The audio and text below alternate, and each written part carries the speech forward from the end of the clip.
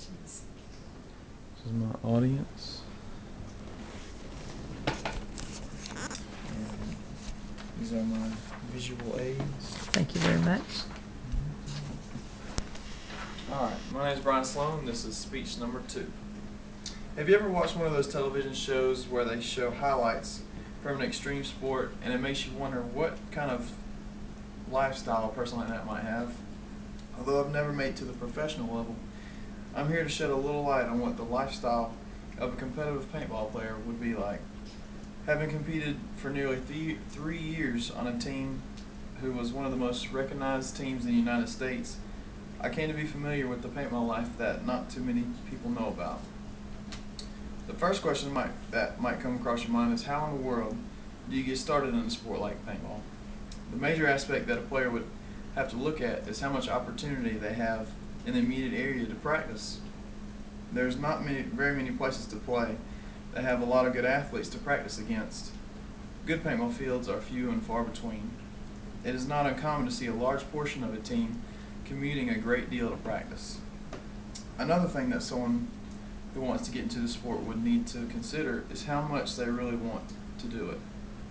Since there is such a difficulty in finding teams to try out for, it takes a lot of time and effort to find the right people to associate yourself with.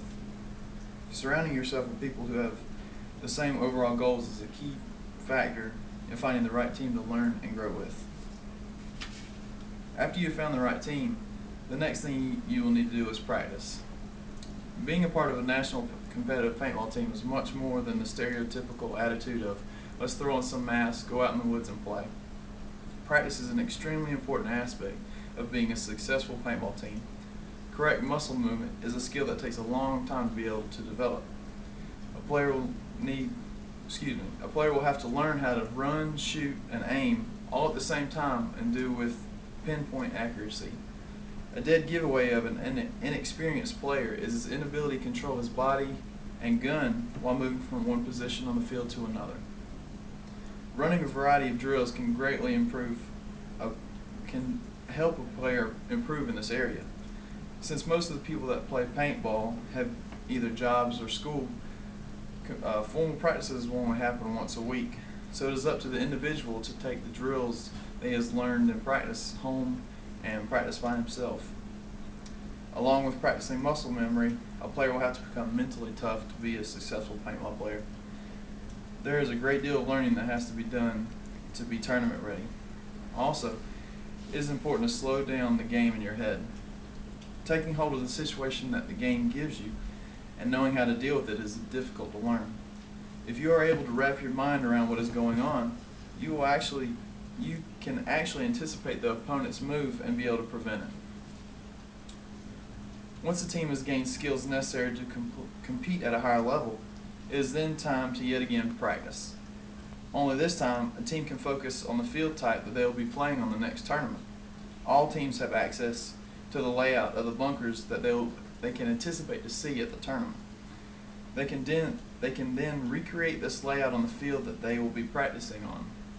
In the weeks leading up to the tournament, a team will need to evaluate the field in order to find out a number of things, like where to run at the beginning of the game, how aggressive they need to be, and what angles will give them the best looks at the other team.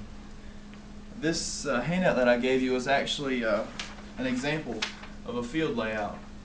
If you can see on it, I've written several lines on it representing the different things I just explained. One of them would be two different breakouts that the team could use in order to go to their bunkers at the beginning of the game.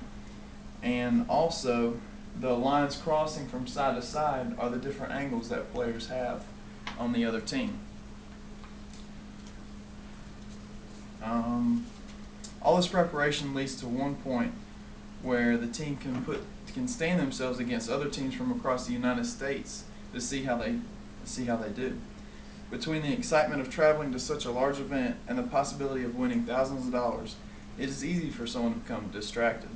This goes back to why it is important to surround yourself with the right people who have a focused leader.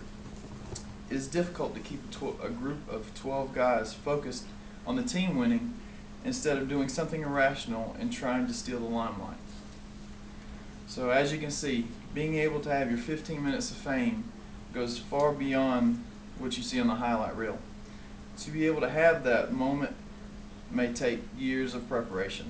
Being a successful athlete takes a great deal of dedication and hard work to be able to slowly improve your skill level. Thank